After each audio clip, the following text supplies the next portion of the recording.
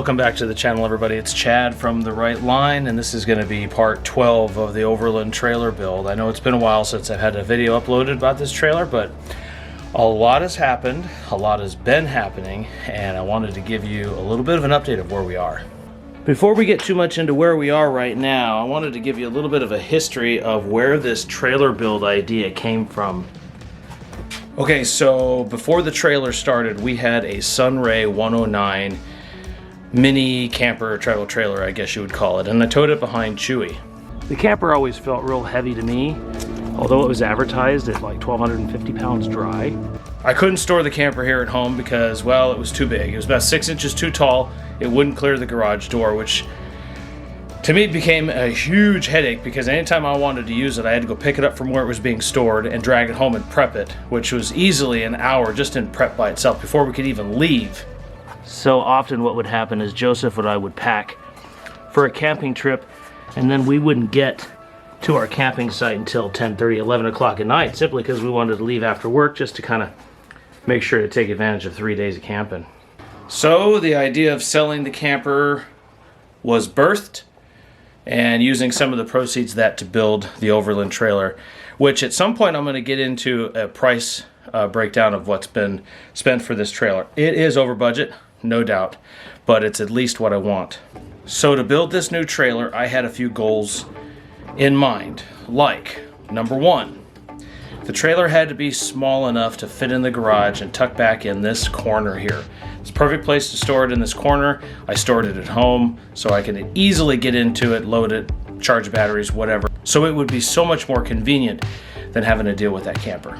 Number two, the trailer had to be light enough and nimble enough for me to be able to move it around in the garage without killing myself. And we'll get to weight in a little bit. Because, as it turns out, weight is a factor with this trailer, especially when I'm dragging it behind Chewy. And number three, the third goal, is that this trailer had to support myself and Joseph, at a minimum, my son. And then if all of us went, it had to be able to support myself, my son, my wife, and our dog. The rooftop tent is big enough for 2.5 people. But to achieve goal 3, which hasn't been achieved yet, I'm going to buy the annex for below this canopy rooftop tent, and then that'll support all 4 of us. I took the trailer over to our local DMV office, went through the inspection, and boom, got a VIN plate. They put a VIN plate on the trailer when you're done with it, and then they give you a title and your trailer is licensed. Now the trailer is licensed and it's ready to go, and after that, started final assembly. Now, I've been through the inspection process before with another trailer, and the last time I went through it, they said, show us your pictures, show us all your receipts. Basically, they want you to prove that you didn't A, steal this, B, buy this, and 3, that you actually built a home-built trailer by yourself. So Joseph and I went with a whole envelope full of receipts, a whole stack of pictures here, and all the information needed to prove that this was a home-built trailer. I had done this once before with another trailer, and they kind of gave me grief. This time, nothing. The guy just made some checks on his checklist, and we were done. Okay, so we are not fully, completely done with the trailer just yet. I mean, you see the door, you see the drawers, you see the rooftop tent, you see the awning, the spare is mounted, and I showed you the tongue box, but we're not exactly done yet. For the secondary stuff, I started up here in the tongue box and trying to get all the electrics mounted. And where I really had to start with first is I had to build a battery tray for our iron phosphate, lithium iron phosphate battery. So I've got a nice tray built here. I've got a cover that goes over the top of it. And then next what I started was mounting the power inverter, the fuse panel, charge controller's not been mounted yet, and then all the circuit breakers to protect all the circuits inside this trailer.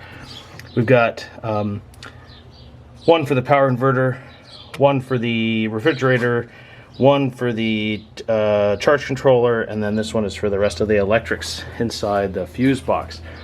The other thing I did here on the outside of the box was I put a voltage meter, USB ports, 110 volt port, and then now I got 4 of these vents on the side of the box to vent this trailer tongue box because we're going to have all these electrics in here. So I've got louvered vents here and here. All right, next we mounted the Renogy 100-watt solar panel to the top of the trailer. Ran the wires down. Not exactly done with those wires yet, but then the wires go down into the tongue box to the charge controller. Real excited about this. This should keep that lithium iron phosphate battery plenty charged, and it should run everything that we need to run. Got the rooftop tent mounted. Really excited about that. This is an Overland Vehicle Systems 2.5 person canopy rooftop tent. Mouthful there, I know. And there is an annex that is available for this tent, so I'm super excited about that. Also got our 270-degree awning from Foxwing Oz Tent, rather. Got that mounted on here too, so super excited to use this. Now that awning was mounted on our camper, and when I sold the camper, I kept the awning.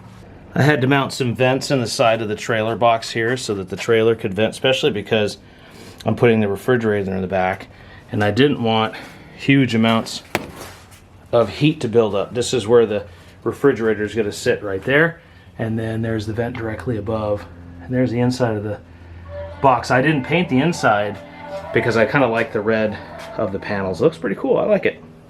Okay, next up it was the wiring. So we started the wiring to the back of the box here. My son 3D printed a switch panel mount for me. Now we're going to put another one right behind it, and on that one is going to be the remote switch for the power inverter and a 110-volt plug. But I've got this switch panel to go back here, and this is going to control the lights that we have. I have under the trailer lights, I have inside the box lights, another USB power for the refrigerator, another voltmeter. I'll have 2 empty switches here, and super excited how that's turned out. It's actually come together real nice now. I'm not completely done. I still have to wire loom all this stuff, but it's really turned it out well. I started with wiring in the front part of the trailer. Found a nice pass-through for wires, and this is just, you can kind of see the wire harness I started building here. That runs all the way to the back, and when that's done, that'll all be split loomed and it'll look really nice. Inside of the front part, I'm going to have S-track tie downs here and here and here and here, so we can tie down our boxes that we have. Joseph printed me another switch panel right here. This one has 2 light switches, one for the lights inside the tongue box, and then one for the lights here inside the main storage area with USBs. And last night, I finished with the wiring harness here, ran that all the way down to that pass-through right there.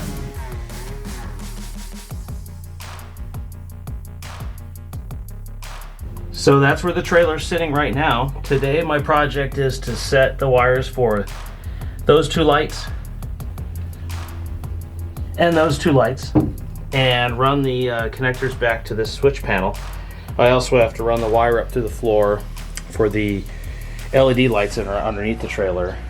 So I got a little bit of work to do today. Now, when it comes down to weight, for comparison's sake, our camper was advertised at 1,250 pounds dry when we first bought it. Later, that was revised, I think 1,680 or something like that, dry, which means that fully loaded, I was probably maxing out the Jeep dragging that trailer. The limits for the Jeep are only a 2,000 pound towing capacity and a 200 pound tongue weight. This trailer comes in quite a bit lighter than the camper, so it should be much easier to tow. And for those of you that have been following my group, The Right Line Outdoors, on Facebook, some of you may already know what this trailer weighs because I kind of brought that up over there. But anyways, took the trailer to get it weighed last week. It was actually a little heavier than I anticipated, but still, it tows great. It just follows the Jeep just perfectly, and it doesn't tow hard, if that makes sense. And so I have a weight. I want you to comment down below what you think this trailer weighs. I'll give it about a week, and then when I film my last video, which will be the fully assembled trailer, I'll let everybody know what it weighs. Alright, so the last video in this series is either going to be a full walk around with it completely done, or it'll be a video of us out camping, and I'll give you a walk around out in the middle of nowhere somewhere. This trailer has come a long way. This build started in August. It's over budget by, well, I don't know, let's just say a little bit. You know, the way things are these days, things are a little bit more expensive. If you like what you saw and you've been following along with this build series, this is video 11. And if you like what you saw, please consider a like, comment, or a share. And don't forget to subscribe. I don't know what the next project is going to be after this. There's always something in mind. I can't sit still, and I always have to have some kind of a project going. So thank you very much for watching, and we'll see you on the next one.